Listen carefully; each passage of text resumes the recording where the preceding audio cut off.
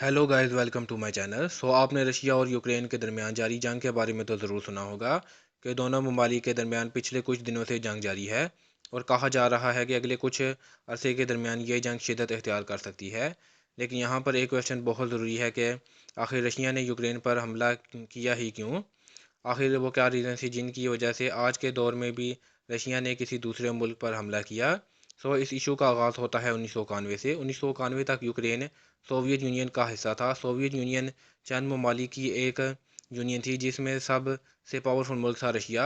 यानी यूक्रेन पहले रशिया का हिस्सा था, लेकिन फिर जब 1991 में सोवियत यूनियन टूटा तो बहुत से मुल्कों को आज़ादी मिली और यूक्रेन को भी सोवियत यूनियन के टूटने से आज़ादी मिल गई। और रशिया ने भी यूक्रेन की आज़ादी को तस्लीम किया, लेकिन रशिया ये चाहता था कि भले यूक्रेन एक आज़ाद मुल्क बन गया है, लेकिन हमारे लिए ये आज भी रशिया का ही हिस्सा है। इसलिए रशिया यूक्रेन पर अपना इन्फ्लुएंस जमाए रखना चाहता था, लेकिन रशिया के लिए मसला ये था कि रशिया इतना ज़्यादा तरक्की याफ्ता नहीं था। इसलिए यूक्रेनियन लोगों का रुझान यूरोप की तरफ होने लगा, क्योंकि यूरोप रशिया के मुकाबले में बहुत ज़्यादा तरक्की याफ्ता था। और यूक्रेन के लोगों को लगा कि अगर तरक्की करनी है तो यूरोप के साथ दोस्ती कर लो। इसलिए यूक्रेन ने यूरोपियन यूनियन में जाने का सोचा। यूरोपियन यूनियन दरअसल बहुत से यूरोपीय ममालिक का एक यूनियन है। इस यूनियन के ममालिक पूरी दुनिया के मुकाबले में बहुत ज़्यादा तरक्की याफ्ता हैं। इसलिए यूक्रेन भी इस यूनियन में आने का सोचने लगा ताकि वो ज़्यादा से ज़्यादा तरक्की कर सके। लेकिन मसला ये था कि रशिया के लिए ये चीज़ नाकाबिल कबूल थी कि यूक्रेन यूरोपियन यूनियन में जाए। इससे रूस की सिक्योरिटी को डायरेक्टली ख़तरा था, क्योंकि यूरोपियन यूनियन में आने वाले ज़्यादातर ममालिक यूरोपियन यूनियन के साथ साथ नेटो का भी हिस्सा है, जो इन ममालिक का मिलिट्री इतिहाद है। और ये इतिहाद यूरोप और अमेरिका ने स्पेशली रशिया के ख़िलाफ़ ही बनाया है, ताकि अगर कोई जंग हो फ्यूचर में तो ये सारे ममालिक मिलकर रशिया के ख़िलाफ़ जंग कर सकें। क्योंकि अगर नेटो में आने वाले किसी मुल्क पर कोई बाहर से हमला करे तो बाकी सारे नेटो कंट्रीज़ भी उस मुल्क की प्रोटेक्शन के लिए अपनी आर्मी को आगे लाएंगे। आपको अंदाज़ा हो ही गया होगा कि कितना ख़तरनाक इतिहाद है ये। अगर यूक्रेन नेटो का हिस्सा बन जाता तो रशिया के लिए मसले ही मसले थे, क्योंकि ब्लैक सी रशिया के लिए सबसे इम्पोर्टेंट रास्ता है जहाँ से वो पूरी दुनिया से समुद्री रास्ते से कनेक्ट करता है। और अगर यूक्रेन नेटो का हिस्सा बन जाए तो फ्यूचर में अगर रशिया और नेटो के दरमियान जंग की सूरत में नेटो फोर्सेस रशिया को बआसानी दुनिया से कट कर सकती हैं। और इसके अलावा यूक्रेन का इलाका मोस्टली फ्लैट है, और अगर नेटो फोर्सेस यूक्रेन में हों तो नेटो फोर्सेस इस फ्लैट लैंड को इस्तेमाल करके अपने ट्रूप्स और टैंक्स को आसानी से गुजार कर रशिया पर हमला कर सकती हैं। और नेटो मिसाइल अगर यूक्रेन में हो तो वो आसानी से रशियन कैपिटल मॉस्को को हिट कर सकते हैं। इन सारी वजूहात की वजह से रशिया के लिए ये बहुत ज़रूरी है कि वो यूक्रेन को अपने कंट्रोल में रखे। रशिया 1991 से लेकर आज तक मुसलसल कोशिश कर रहा है कि यूक्रेन नेटो का हिस्सा ना बने। इसलिए यूक्रेन जब भी नेटो में जाने की बात करता है तो रशिया किसी न किसी तरीके से यूक्रेन को रोक लेता है यूरोपियन यूनियन में जाने से, कभी बातचीत से और कभी ज़बरदस्ती।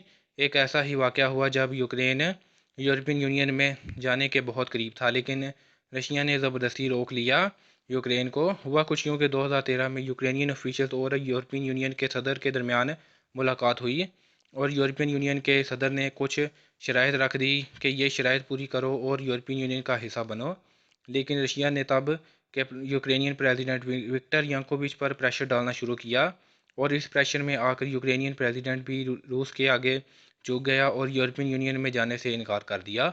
लेकिन अवाम को ये चीज़ पसंद नहीं आई कि प्रेसिडेंट ने किसी दूसरे मुल्क के प्रेशर में आकर यूरोपियन यूनियन में जाने से इनकार कर दिया। इसलिए हज़ारों लोग सड़कों पर आए और हुकूमत के ख़िलाफ़ नारे लगाने लगे, और इस अवामी प्रेशर की वजह से यूक्रेनी हुकूमत को गिरा दिया गया और एक नई गवर्नमेंट आई यूक्रेन में। और इसने पुरानी गवर्नमेंट के डिसीजंस के बरक्स यूरोपियन यूनियन में जाने के लिए एक एग्रीमेंट साइन कर लिया यूरोपियन यूनियन से। लेकिन रशिया फिर भी नहीं रुका, बल्कि रशिया ने यूक्रेन को सबक सिखाने के लिए यूक्रेन के एक ऑटोनमस इलाके क्राइमिया में मिलिट्री भेजकर उस पर कब्ज़ा कर लिया। इस इलाके को चूँकि काफ़ी आज़ादी दी गई थी यूक्रेन की तरफ से, और ये इलाका एक किस्म का आज़ाद मुल्क की तरह ही एक्ट करता था। इसलिए रशिया ने ये कहकर क्राइमिया में मिलिट्री भेजी कि वो वहाँ कब्ज़ा करने नहीं बल्कि रेफरेंडम कराने के लिए आया है। और रशिया ने क्राइमिया पर कब्ज़े के बाद एक रेफरेंडम भी करवाया, और इस रेफरेंडम में 97% लोगों ने रशिया के साथ मिलने के हक़ में वोट डाला। लेकिन दुनिया इस रेफरेंडम को नहीं मानती, और आज भी वो क्राइमिया को यूक्रेन का हिस्सा समझती है। लेकिन फिर भी रशिया ने क्राइमिया को अपना हिस्सा बना लिया है, اور اس انیکسیشن کے ساتھ ساتھ ہی رشیا نے یوکرین کے وہ علاقے جو رشیا کو سپورٹ کرتے ہیں، رشیا نے ان علاقوں میں سیپریٹسٹ کو سپورٹ کرنا شروع کیا، اور اس جنگ میں 14,000 سے زائد لوگ مارے جا چکے ہیں۔ رشیا یہ سب اس لیے کر رہا ہے تاکہ وہ یوکرین پر مسلسل پریشر بنائے رکھے تاکہ وہ نیٹو کا حصہ نہ بنے، لیکن پھر بھی یوکرین نیٹو کا حصہ بننا چاہتا ہے۔ اس لیے دسمبر 2021 میں ایک بار پھر یوکرینی پریزیڈنٹ اور نیٹو چیف کے درمیان ملاقات ہوئی، اور یوکرین نے ایک بار پھر نیٹو میں جانے کی اپنی وش کا اظہار کیا اور کہا کہ وہ نیٹو کو ضرور جوائن کرے گا۔